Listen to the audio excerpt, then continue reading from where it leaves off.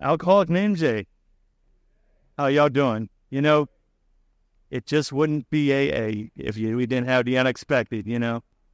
Somehow or other, our higher power intervened, and things are still working, a little slow, but we're going to improvise and make this thing happen because we waited 3 years for this. By the way, I just want you to know everybody here tonight has just made history because this is the first ever AA conference inside of a prison. And I want to give you all a hand. First time we have a convention behind bars. The theme of the conference is there is a common solution, because naturally there is. And the second theme is called Inside Outside, because as we know, through recovery, it's an inside job, and then we start seeing outside results. But there's also a process of inside people hooking up with outside people to work the program, especially to work the steps. That's why we have sponsors here from the outside, and we have people who are sponsors on the inside. Everybody down here tonight has a strong program. 100 inmates, 100 guys wanted to be part of this thing, but they said 35. And we had to pick the 35 who sure enough walk the walk, not just talk the talk. And the same thing with the ladies, and we're so glad to have you all here tonight. It's good to see y'all. So, look, we're going to be improvising, like I said, a few things, a few tweaks to the schedule. I know you all got programs, so there's a little space in the back to put notes if you want to put notes and write in names or anything like that. We're waiting for a few of our other sponsors to show up and the food and all that kind of stuff, but we want to at least get things rolling because we do have the workshops, and we're going to still do the workshops, my understanding, the way we had planned, which is we have 2 classrooms next door, so I just want to make you all aware, again, when we do these workshops, we have it set up so that the ladies will sit in the front row of the classroom, and we have 2 classrooms, so there will be 4 ladies in each classroom, and that's where we can look at these name tags, Team A and Team B, and the deal is if you're on, like, red team, you go in one classroom. If you're on blue team, you go into the other classroom. So it makes it nice and simple. All you got to do is look down, and there you go. So if you have any questions at any time, you can pull up any of the facilitators, any of the sponsors. We'll get things going. And we also do have extra programs that we can hand out to people if you spill coffee or, get pizza or whatever on it. We have extras, Okay. Yeah, we have extras, so we can hand those out. But with that, I want to get straight and quick as possible to introduce, we have someone from the GSO, if I have that correct, General Service Office, Mr. Bill H. Why don't you come up? How you bluffing?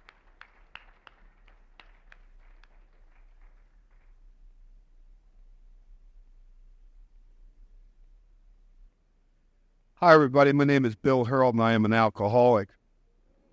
Hi. I'm not actually from General Service Office. I'm on the committee for correctional facilities in New York. I am an appointed member of the Correctional Facilities Committee, and I go up 4 times a year, and I take back to them what is going on out in the real world.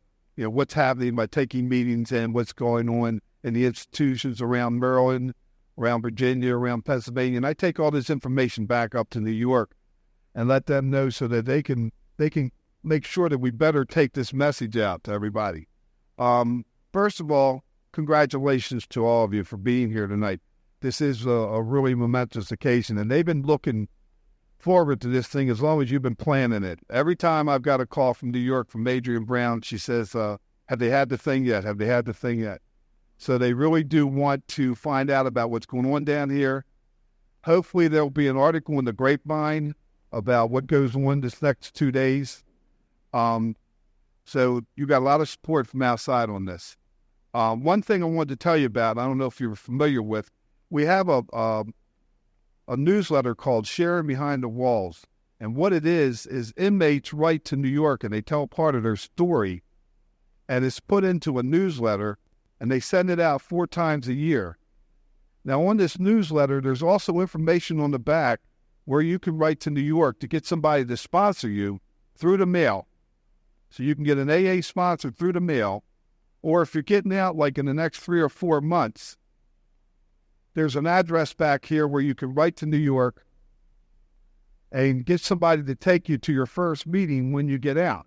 So like if you're getting out and going back to California or going to Pennsylvania or going to New York, they'll send it to that area and have somebody there waiting for you to take you to your first meeting.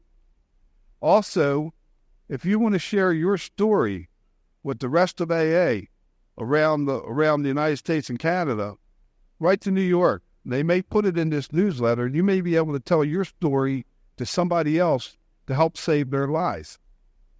You know, this is just awesome. Institution has always been the love of my life in AA, and this is just fantastic. I sponsor the women's prison pre-release in Baltimore, and one of the stories I wanted to share real quick is one of the girls there, about 2.5 years ago, she knocked some guy over the head at a hotel in Baltimore, stole the money, and took off to California. She got sober in California, came to her 8th step to make amends, came back to Baltimore, made amends to the guy she'd hit over the head, and turned herself in and got 2 years. Came back and made amends for what she did and is serving time in prison. As she's got the AA meeting going down there like balls of fire. And like they've got themselves signed up with New York now, and they've got a name, and they've got 15 people coming a week when they only had 4 or 5. And now we just opened up a meeting at the annex. So this thing works, ladies and gentlemen. It works because of you. Yeah, it works because of you, because you want to get sober, you know, more than you want to drink. And it's a privilege and an honor to be here, just to be able to be a part of this. If you didn't hear from me, that'd be okay. You know, all I wanted to do was be able to come in here and be a part of this with you. They are so proud of you up in New York. Adrienne Brown is our counterpart in New York for institutions. She called me 2 days ago and said, get every piece of information you can. Get a flyer, get all that went into the workings to do this, because other people are interested. And they find out what you did, we could do this in other places, you know, and you can be the one that started it. You know, you are the one that started it, and you can be the one that they look up to for guidance on how to do this. So each and every one of us in AA are proud of you. My home group, you know, it goes from the base all the way down. My home group's proud of you. Intergroup's proud of you. Maryland General Service is proud of you. New York is proud of you, all the way to the top. And the best thing is to be proud of yourselves. Yeah, I always read something from the big book. You got one? I want to read something real quick, and then I'll turn it over to our sponsor person. On page 83, when they're talking about amend, they say, we should be sensible, tactful, considerate, and humble without being servile or scraping. As God's people, we stand on our feet. We don't crawl before anyone. We are children of God, and that's all. And we are alcoholics, which means we can't drink alcohol, and that's all it means. We're not bad people. We are people that did some things that may not be right. But we are good people and children of God, and we have a right to hold our head up and be proud. And tonight you should be very proud of everything that you've done here. Thank you very much.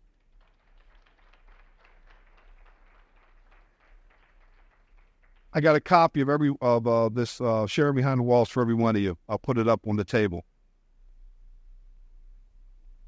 Thanks, Bill. Well, Bill had mentioned about starting, so let's start this thing off right. Let's all do the serenity prayer together. God, grant me the serenity to accept the things I cannot change, the courage to change the things I can, and the wisdom to know the difference. All right, I'd like to ask that Brian S., you want to come up here, UAA? My name is Brian. The AA Prologue. Alcoholics Anonymous is a fellowship of men and women who share their experience, strength, and hope with each other that they may solve their common problem and help others to recover from alcoholism. The only requirement for membership is a desire to stop drinking. There are no dues or fees for AA membership. We are self-supporting through our own contributions. AA is not allied with any sect, denomination, politics, organization, or institution. does not wish to engage in any controversy, neither endorses nor opposes any causes. Our primary purpose is to stay sober and help other alcoholics to achieve sobriety. Thanks, Ryan. Let's have Dave. Dave, want to come up here for how it works?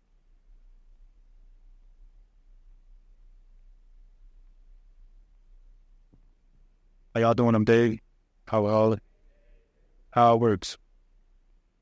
Rarely have we seen a person fail who has thoroughly followed our path. Those who do not recover are people who cannot or will not completely give themselves to the simple program. Usually men and women who are constitutionally incapable of being honest with themselves.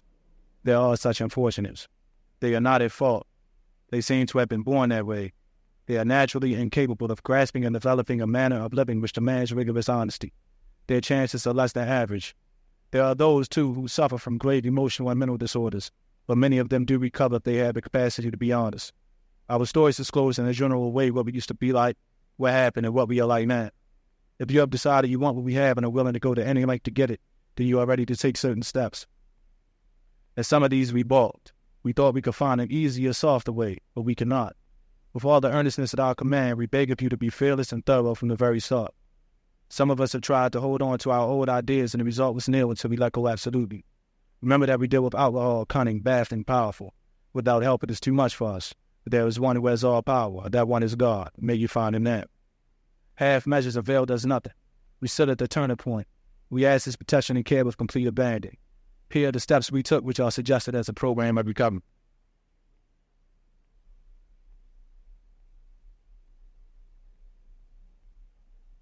Gene, I call it 12 steps of AA. 1, we admitted we're powerless over alcohol, that our lives have become unmanageable. 2, came to believe that a power greater than ourselves because it restores to sanity. 3, made the decision to turn our will and our lives over to the care of God as we understood him. 4, made a searching and fearless mourning to ourselves. 5, admitted to God, to ourselves, and to another human being the exact nature of our wrongs. 6, we're entirely ready to have God remove all these defects of character. 7, humbly asked him to remove our shortcomings. 8, made a list of all persons we had harmed and became willing to make amends to them all. 9, made direct amends to such people wherever possible, except when to do so would injure them or others. 10, continued to take personal inventory and when we were wrong, promptly admitted it. 11, sought through prayer and meditation improve our conscious contact with God as we understood him, praying only for the knowledge of his will and the power to carry that out. 12, having had a spiritual awakening as a result of these steps, we try to carry this message to alcoholics and practice these principles in all our affairs.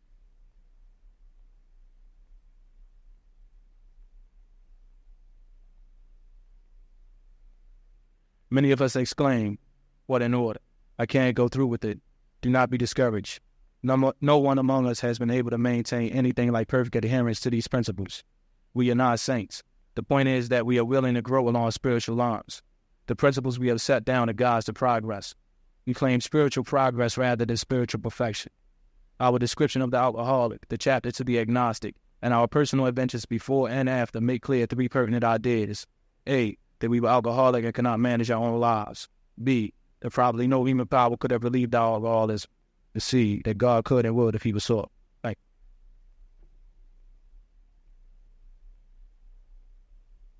My name's Red. I'm an alcoholic and addict. 12 editions of AA. 1, our common welfare should come first. Personal recovery depends upon AA unity. 2, for our group purpose, there is but one ultimate authority, a loving God as he may express himself in our group conscience. Our leaders are but trusted servants, they do not govern. 3, the only requirement for AA membership is a desire to stop drinking. 4, each group should be autonomous except in matters affecting other groups or AA as a whole. 5, each group has but one primary purpose, to carry its message to the alcoholic who still suffers. 6, an AA group ought never endorse, finance, or lend the AA name to any related facility or outside enterprise. Lest problems of money, property, and prestige divert us from our primary purpose. 7, every AA group ought to be fully self-supporting, declining outside contributions. 8, Alcoholics Anonymous should remain forever non-professional, but our service centers may employ special workers. 9, AA as such ought never be organized, but we may create service boards or committees directly responsible to those they serve. 10, Alcoholics Anonymous has no opinion on outside issues, hence the AA name will never be drawn into public controversy. 11, our public relations policy is based on attraction rather than promotion. We need to always maintain personal anonymity at the level of press, radio, and films. And 12, anonymity is the spiritual foundation of our traditions, ever reminding us to replace principles before personalities. I don't get your attention. Hi, my name's Vicky, and I'm an alcoholic addict. And I want to thank the committee for inviting me and asking me to share tonight. I am very nervous. I have a big mouth. I don't need this. Today's been a very emotional day. Monday was my birthday, and my girlfriend was found hanging. And we buried her this morning. And I tell you, if it doesn't verify that we have a disease that does not care, and I tell you what, we're in a jail, a prison. It's been told to me from day one, jails, institutions, and death. And I've seen it all around me. I'm going to tell you a little bit how it was for me. My first drink was at 15. And my dad was an alcoholic. I can say that. My dad's in heaven. He died when I was 19. I took my first shot of moonshine. I went out in the woods. I stole his moonshine. And, I went out there and I was like, I wanted to get away from everything. There was a lot of chaos. And when I took that first shot of moonshine, I was out in the woods. I tell you what, everything went away. All the abuse that my father had, brought on me. My mother's crying, her depression. My brother, his insanity of always trying to get attention, was getting in trouble all the time. And my sister was 7 years younger, and I was trying to take care of her at 7 years old. And, here I was at 15. And all that went away. And I thought, God, this is good. And I chased that for years. I loved moonshine. I loved whiskey. I loved vodka. I loved anything that took Vicky out of Vicky. And I ran with it as far and as fast as I could. I ran away from home when I was 16. I quit school in middle 11th grade. I went back later on and got a GED.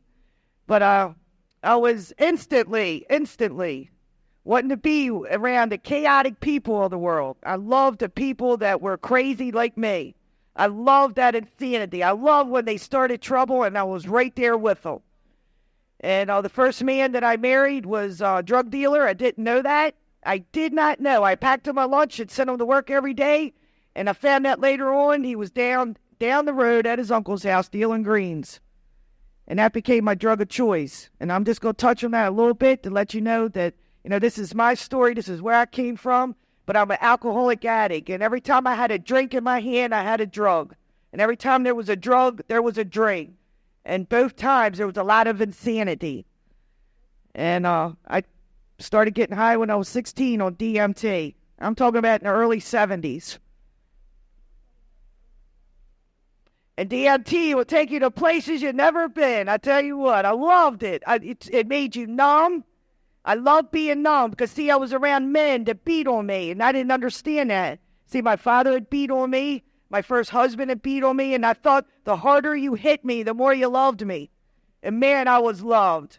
My first husband, after 5 years being with him, he beat me when I had left him. He had found out where I was at. I wore a cast on my face for 1 month, and I did not walk for 6 months. And I tell you what, he loved me. He told me he loved me, and I believed it. And I left him after that. And I got involved with another man. I had 2 children as a result of that first marriage. And my son today is 26, and my daughter is 26. My son is 24, and my son is 15. And then I got involved with another crazy man who was a longshoreman. He had lots of money. And all I had to do was dress up pretty, keep the house clean, and I had all the drugs and alcohol I wanted. And I loved it. And I tell you what, after a while, I wanted to run because I didn't like being pretty. I wanted to run. I wanted to sit in a bar. I loved the entertainment of bars. I loved that excitement. That's where everything was happening back then. I loved it. The next thing I know, I can't get off a bar stool and I can't take care of my children. My first 2 children at 5 and 6 was taken from me because I could not stay sober long enough. And by the time I had my 3rd child, I made a vow to God that nobody would ever take my son away from me. And when he was 5 years old, he was taken from me.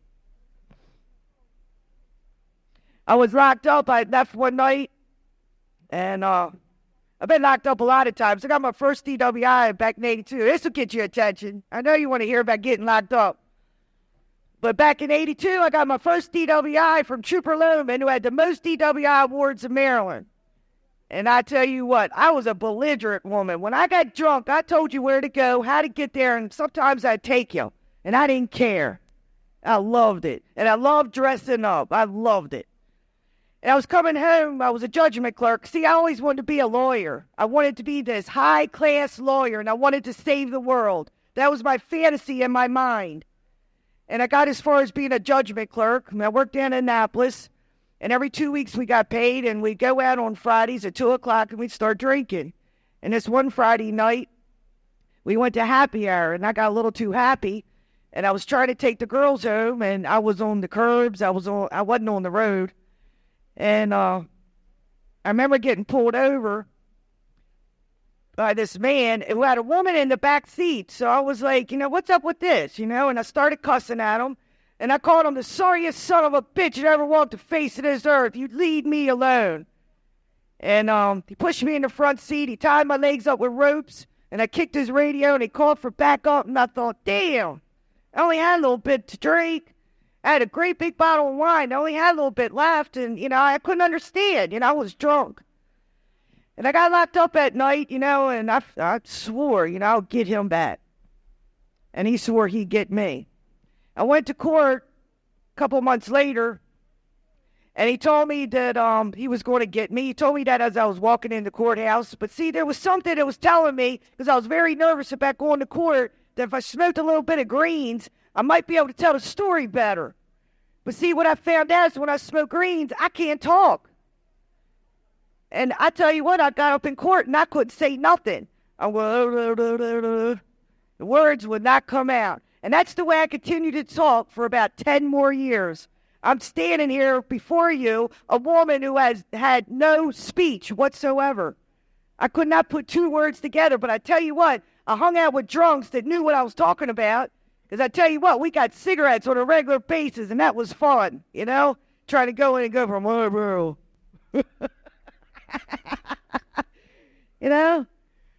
I gave retarded a whole new meaning when we hung out. I tell you what. Anyway, I got my second DWI. Same trooper. Said he'd get me. 18 months later, I'm riding down. I'm down at Revere Beach. I'm going over Stony Creek Bridge, and I'm late. Going, this is fun. And here he was sitting on the other side of the bridge, and next thing I know, I didn't know you could get locked up in your house. Because, see, I had went from this cop flying to get away from him. And next thing I know, I'm in my driveway, running up the steps, being locked up for a DWI. About 18 months later, I got locked up again for another DWI over in Hollandtown. And I just thought, hey, it was bad luck. They're always pulling me over. Before that, at 19, I got locked up for some pot. It wasn't a big deal. But when I started getting into, after I had my son, the best thing to do for me was to deal drugs. Because, man, I knew I could make money. I'd watched other people do it. And then I could drink as much as I wanted. And I could do anything I wanted. And I started that. And I did that for 5 years. And it came down to a time where, I was tired of it. I was tired of drinking. I was tired of chasing the drugs. And I didn't know a way up and a way out. And I felt very suicidal. I had attempted it already several times. I had already taken pills from my second husband. He had hurt his leg on the job, the longshoreman, and he had got a whole prescription of Valiums and Secanols. And I got drunk, and I took every one of them. And the next thing I know, I'm in a coma. I found out 4 days later. And I wake up. I don't know what's going on, but I see my husband standing there, and I'm going, oh, my God, I died and went to hell, and that son of a bitch is here to get me. I was trying to get away from him. He was the one that had the problem. And I started right then blaming people. I started blaming judges, husbands, anything. Next thing I know, I'm wanting out of that relationship really bad. And, things came to a head when I got busted. I went for the last time down to D.C. back on Mother's Day of 1990. It's the very last time I've been to D.C. It's the last time I've done PCP. I went down, with the thought that this would be my very last time. I'm tired of this. And I really meant it.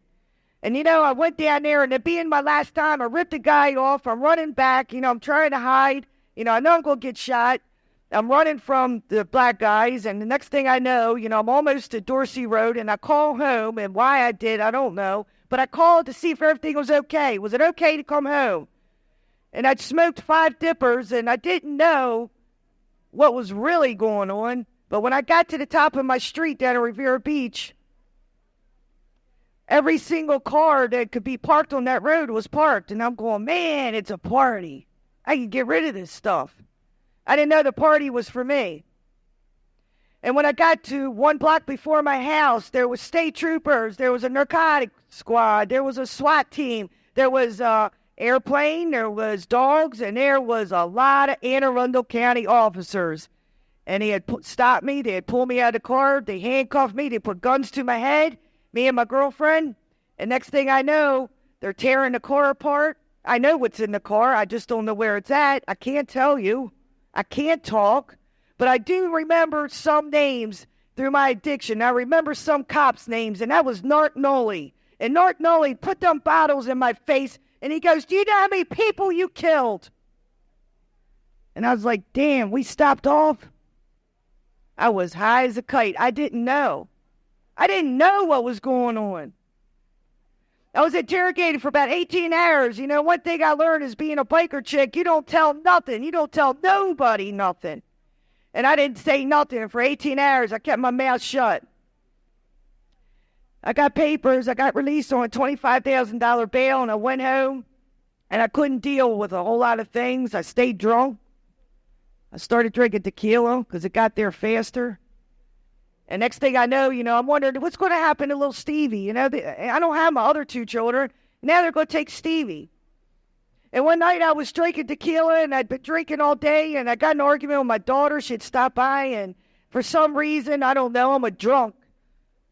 And I started drinking to kill that pain. What was going to happen to Stevie? And I ended up leaving some girlfriends that came over, and we all left, and I only wanted to go to the bar for a few minutes. I just wanted to get a 6-pack of beer, and I was telling myself, I'll be right back.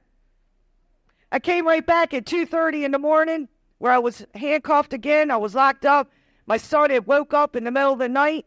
He had went across the street.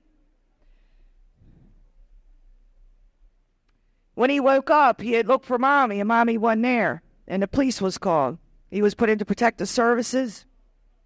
Next thing I know, I'm being locked up for endangerment of indwellment. And I thought that was God's answer. God had taken Stevie, was put him in a foster care, and now I could go and do my time. Because, see, I was facing 24 years.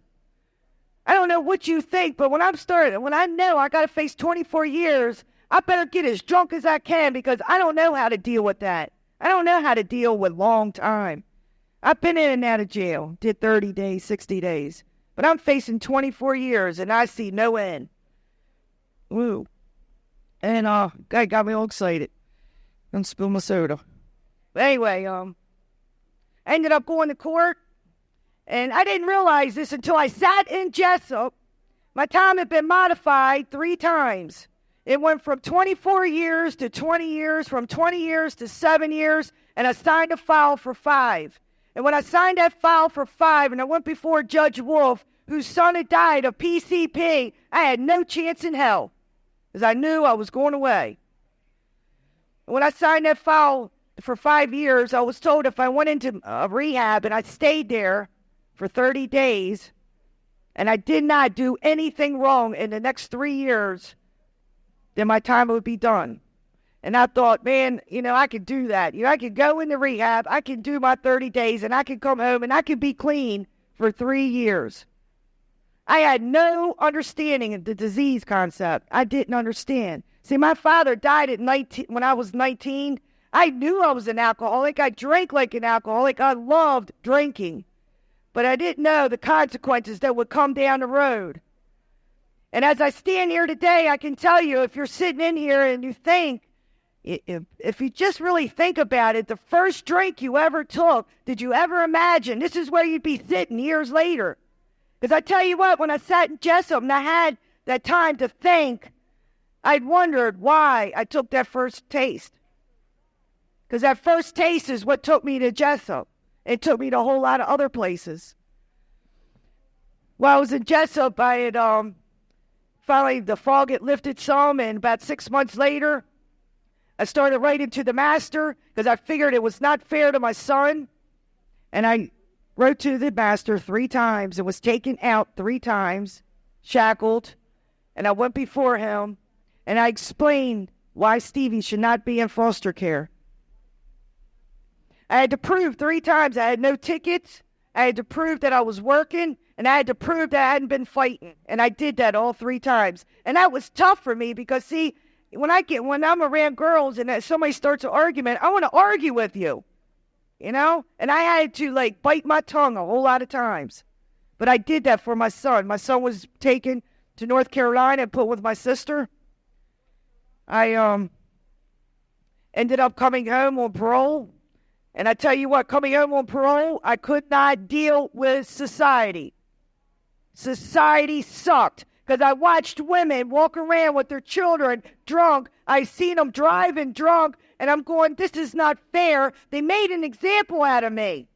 A judge pointed his finger, and he said, you will never get your son. And I carried that in my heart with a lot of pain for many years. And that was my excuse to stay drunk. And I tell you what, when I came home, I didn't stay sober very long. I ran into a girlfriend who I thought had her, I don't know, I guess I wanted to believe that she was all together, and she wasn't. And next thing I know, I'm up there smoking crack. I didn't know anything about crack, nothing at all. And next thing I know, I'm going, hey, I can't do that. I got to piss once a week. People don't understand that. When you're a pro, you got to do what the pro officer says. But I have a disease that doesn't care, and it said, hey, go ahead, you can have one. Along with that shot of whiskey. And I took that shot of whiskey, and I took that hit of crack. And I told her, I said, you know what? I said, I'm on parole. She goes, look, if you don't do it for 3 days, you'll be clean. Which 3 days? I started smoking it, and I couldn't get out of the apartment. And I'm stuck up there, and I'm calling my parole officer, and I'm going, you ain't going to believe this one. Man, I came up with some good stuff. I finally violated. I went in. I had a warrant for my arrest. My parole officer said, I'll make a deal with you. You could go back to Jessup and finish your time, or we could put you in another rehab. I said, all right, can I go to Florida? He said, no. Sent me up to Pennsylvania. Went to my 3rd rehab. And I stayed up there while I was on parole. I was not allowed to be released from rehab until I went into a woman's recovery house, which the Chrysalis House down in Crownsville opened up. And I lived there for 11 months, and I found out for the first time who Vicki Lynn was. Vicki Lynn's a pretty good girl, but put a drink in her, she makes a whole lot of bad decisions. I found out that I could be a good mommy. I went through parenting skills. I went to Parents Anonymous. Never heard of it. But they said, if you ever want a relationship with your children, you'll do these things. And that's what I did. I stayed clean about 17 months, and I didn't work no steps. I've had sponsors since 1990, and I didn't work with them. I would just tell them parts of the story. I kept a lot of secrets, and it made me, very resentful on a lot of things, and I carried a lot of anger. And 17 months it went by, and I ended up in a bar, and I ended up drunk. I wasn't finished. And next thing I know, 5 more times I'm sitting in city jail going, what in the world did I do now? 5 more times, I'm thinking, man, if I just did when I come home, I wouldn't drink. And that's when I started believing that, every time I come home from an institution, I'd been in 5 rehabs, I've been in and out of jail, but I have a disease that didn't care because it waited on me. And the next thing I know, I'm coming home and, and I'm living the same vicious cycle. When I came home from jail the last time was January 97. I'd been to my 4th rehab. I put myself in Shoemaker up in Carroll County where I live at now. And I tell you what, I lived there 4 months. I went into jail, my last charge. See, crack and booze together, crack and let me drink as much as I wanted. And I would stay up all night. I would walk the streets. I'd do anything and everything. And I started blaming crack for all my problems, but I couldn't wait till the bar opened at 6. And I'm drinking like a fish. I can't get enough. I can't kill the pain. And I'm thinking about suicide again.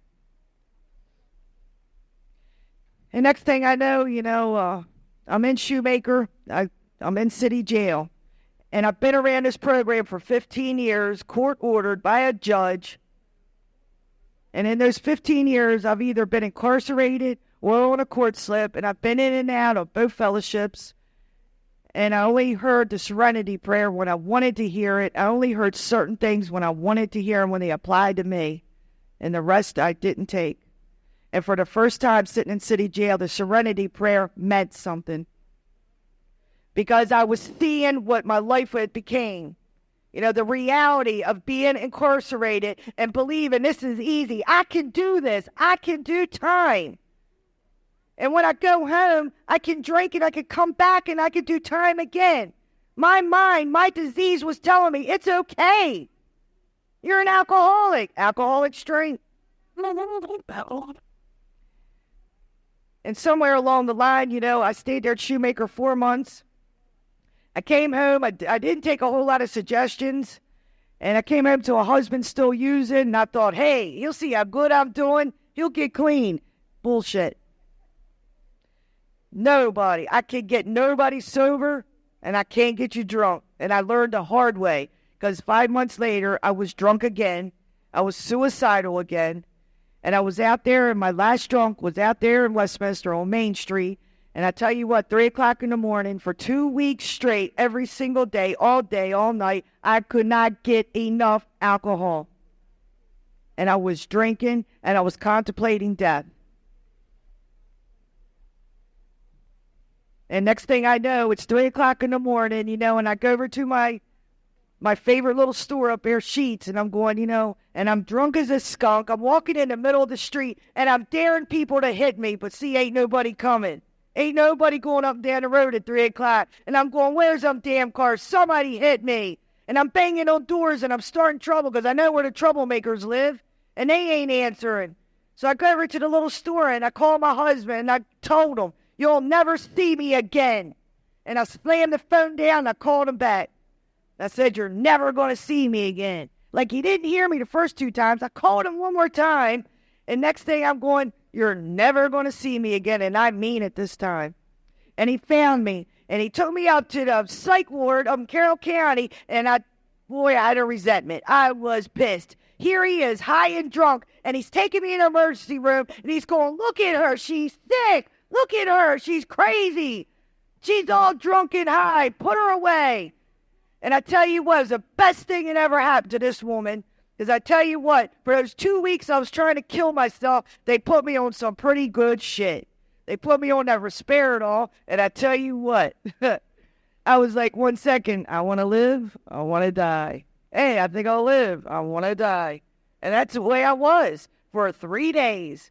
Sometimes I didn't even know my name, and guess what? I didn't care. I didn't care. I had the good shit. And I'm going, man, I should have got here sooner. This is good stuff. And I tell you what, I was there 3 or 4 days, and that 4th day, they came to me, and, I just took my medicine, and I'm not feeling too much of anything. And it kicks in, and when it kicks in, man, it's like a Thorazine shuffle. Everything's a struggle. And he called me down, the social worker called me down, and she said, they had made a decision on my life to put me downstairs on the 3rd floor for 45 days. Put me on suicide watch. And I was like, hey, that's okay. Then I get back to my room.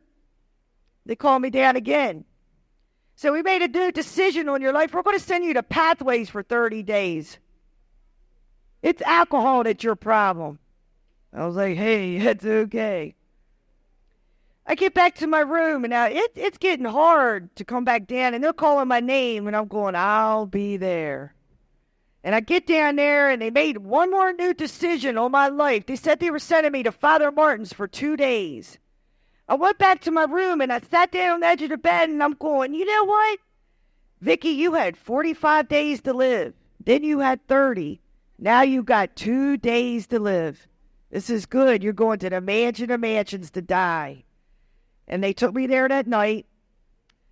I couldn't talk. I couldn't answer a whole lot of questions. But I'll tell you one thing. Something happened there. And I tell you what, it was the most beautifulest thing. Because for 10 days, well, when I first got there, I told them, hey, if you don't take me off this medicine, it don't make no sense to be in a rehab, and you're all high. I said, I've been in rehabs before. Get me off of this stuff. So they took me off of it. They put me on another antidepressant. And next thing I know, people are helping me to my groups. I'm starting to listen.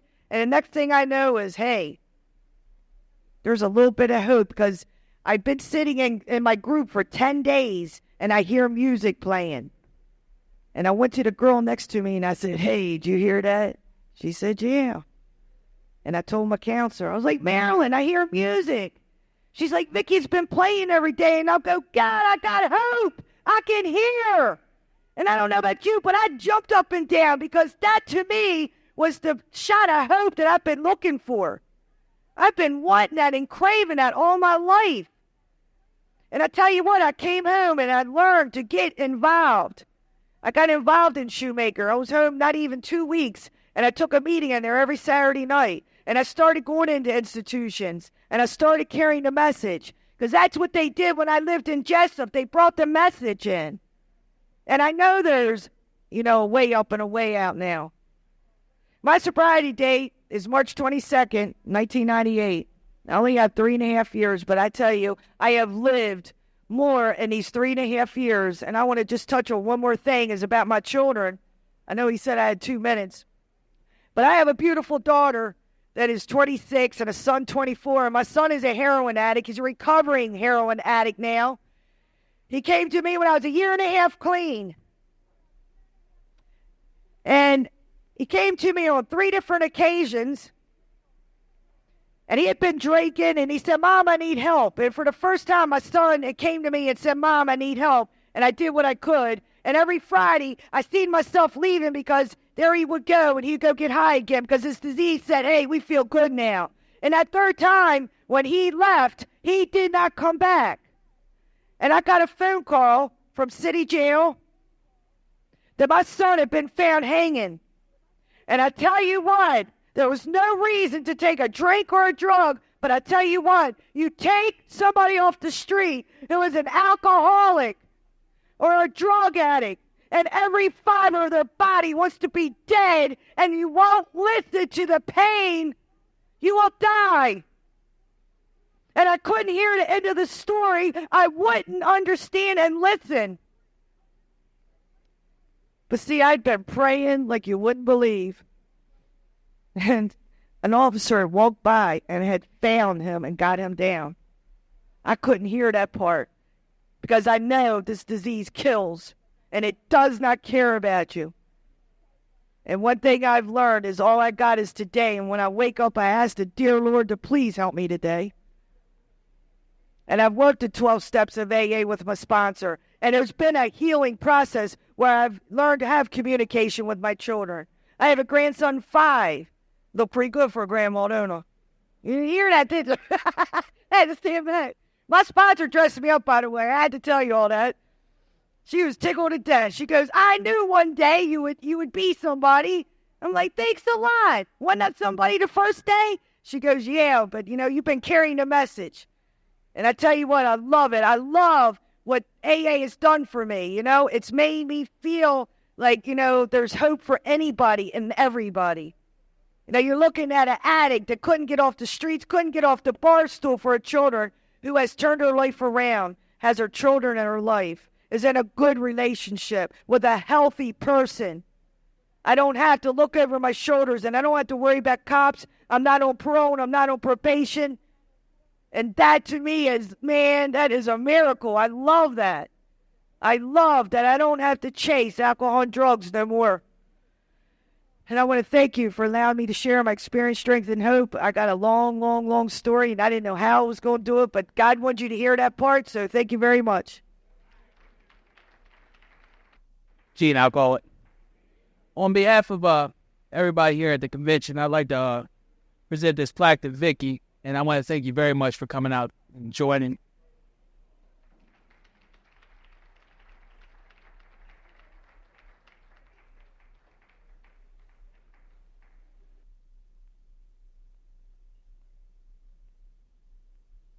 All right. Good evening, everyone. My name's Matt. I'm an alcoholic. It's good to be here. It's good to be sober. I want to thank Jim for asking me to come out tonight. It really is a privilege to be able to come out here. It's a real nice beach, a lot of it.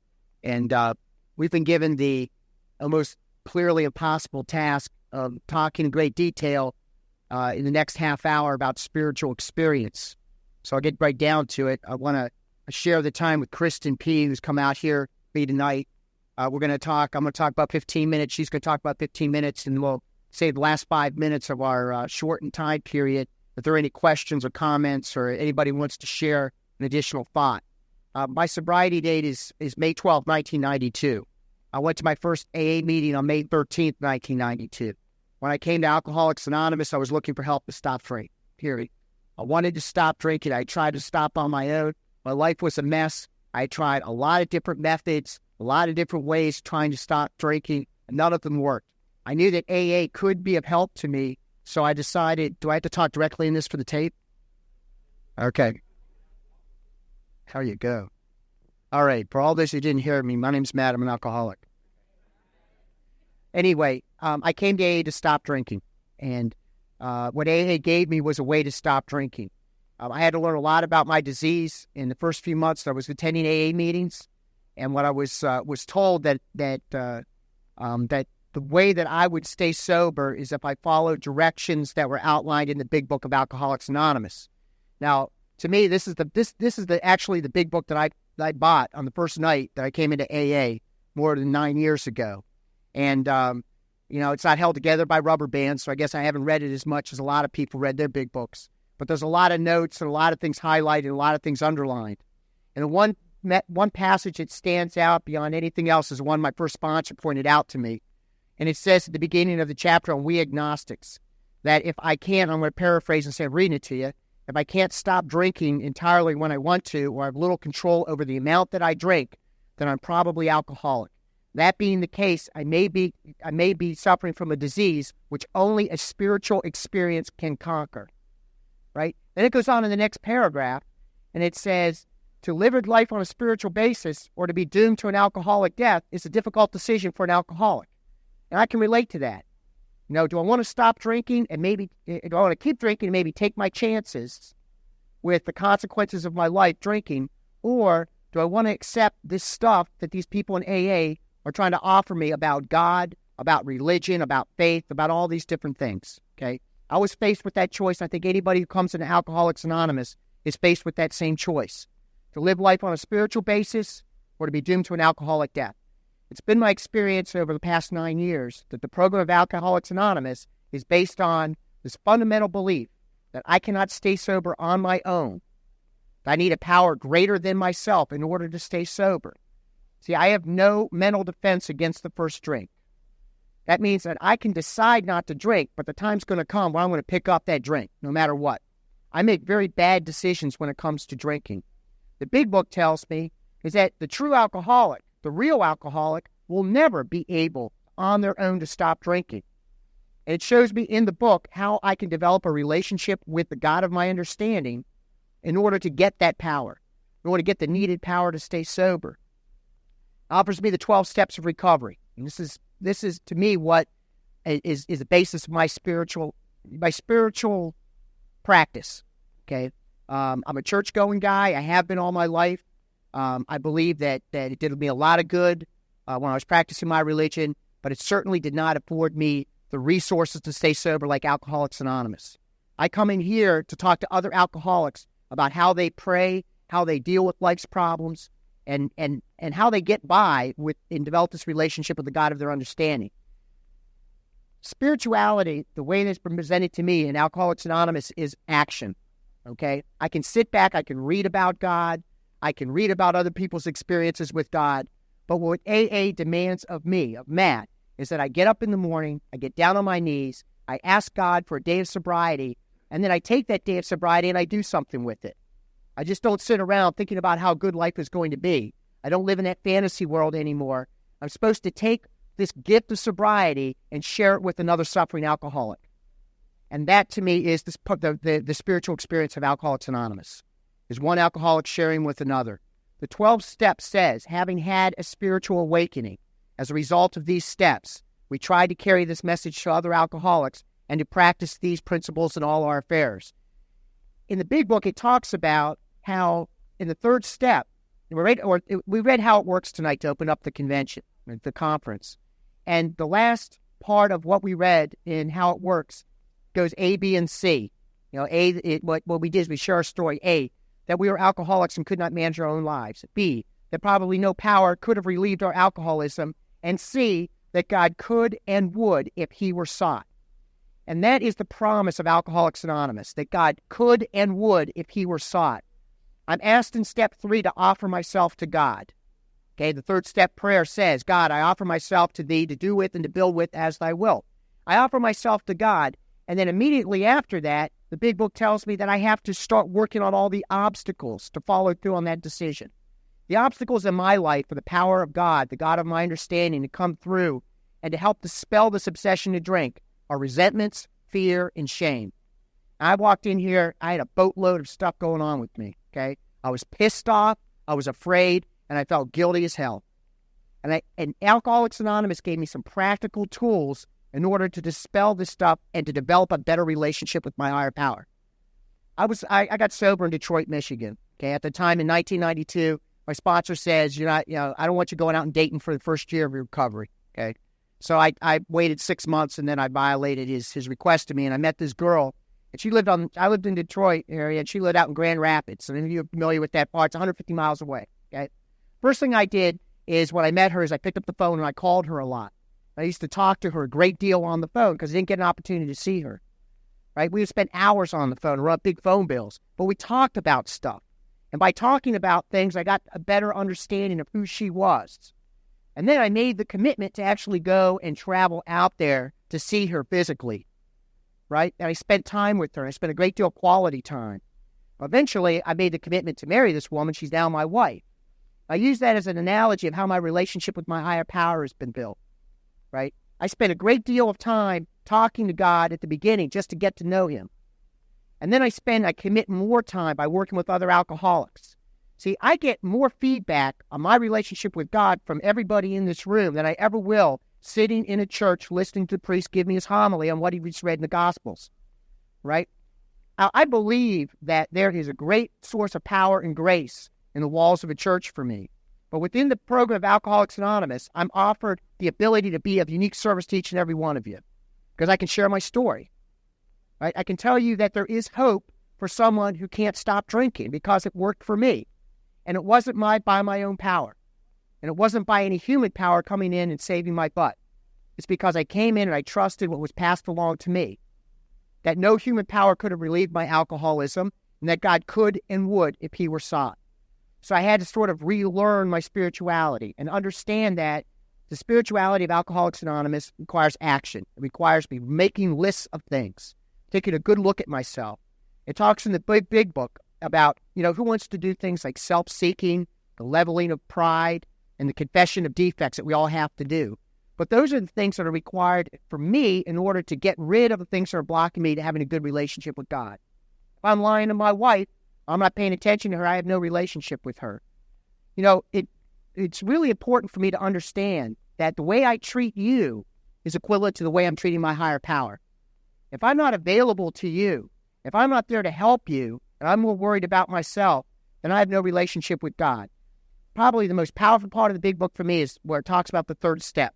Self-centeredness is my problem, right? It manifests 100 forms of fear, self-pity, and self-seeking. And the only way I can't be rid of self-centeredness entirely without God's aid. So that's what I'm working on today. The core basis of my spiritual program of action in Alcoholics Anonymous is working with other alcoholics, being available in AA, to reach out to the newcomer, someone I haven't seen before, and say, hey, how you doing? Right? And that is very difficult for me because all I care about is Matt, right? I'm constantly, you know what, at our meetings, chip meetings, they hold up a 24-hour chip and they say, for the most important person in the room, here's a chip for 24 hours of sobriety. Now, when they say the most important person in the room, I know they're only pretending that it's the newcomer. It's really me.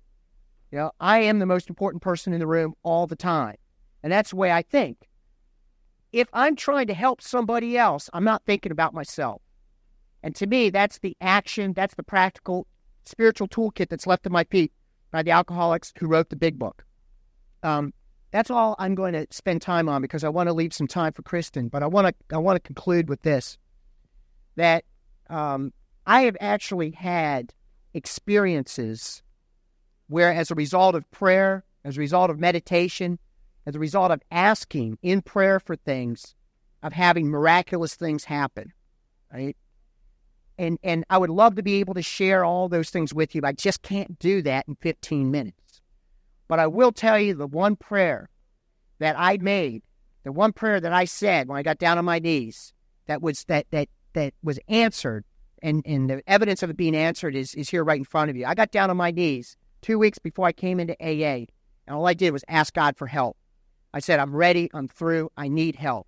And that prayer was answered. I haven't had a drink for over 9 years, and I really believe that is because I was able to just crack the closed-mindedness just enough to accept there might be another way than my own way. There might be a God out there who was loving, who cared about me, and was ready to give me sobriety if I was willing to do the work in order to get it. Thank you. I'm going to introduce Kristen right now. Hi, everybody. My name is Kristen, and I am an alcoholic. And my story is a little different than Matt's, and my path is quite different than Matt's, but we both have walked through the principles and the spirituality of AA. I think it is on, isn't it? Or not? You have a group where the recording not that you run off. Okay. First thing I want to mention is Matt's mentioned a lot about the Big Book, and the one nugget that I often take from the Big Book is the purpose of the Big Book, and it's written right in there, is to find your own higher power, and that is the core purpose of that Big Book. And I just want to tell you my spiritual journey, and I'm one of those people that didn't get one of those flash-in-the-pan lights and sounds and bells and whistles spiritual experience. I'm one of those people that had the slow, evolutionary type of spiritual experience. First of all, my sobriety date is May 2nd, 1979.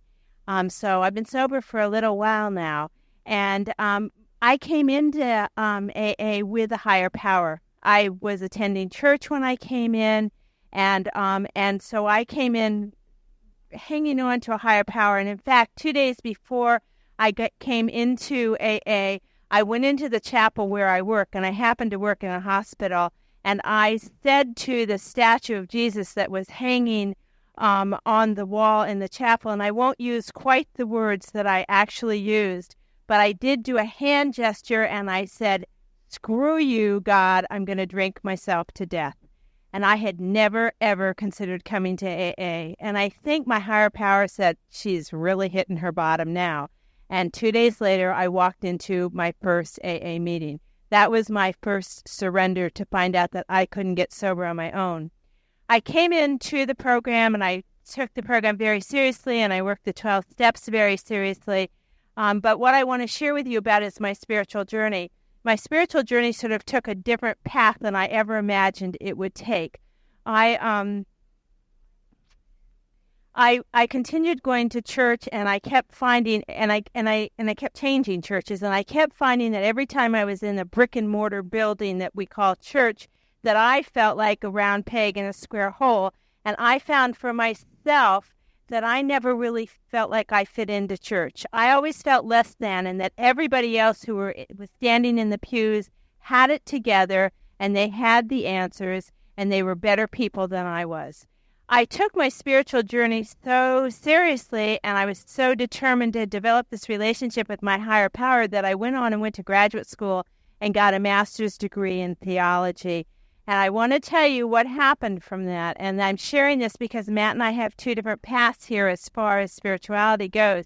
What happened for me and what I have come to believe spirituality to be is a full growing into being the best me I can be. And that's what I truly believe spirituality is to be the most loving, kindest, most caring human being I can possibly be. And that certainly is not something that I achieve all the time. Let me be very clear. If I do 60%, I'm happy. But I ended up in getting this master's degree, and I loved my studies in theology, and I even for a time considered becoming a minister. But what happened is I came to terms with the fact that I don't fit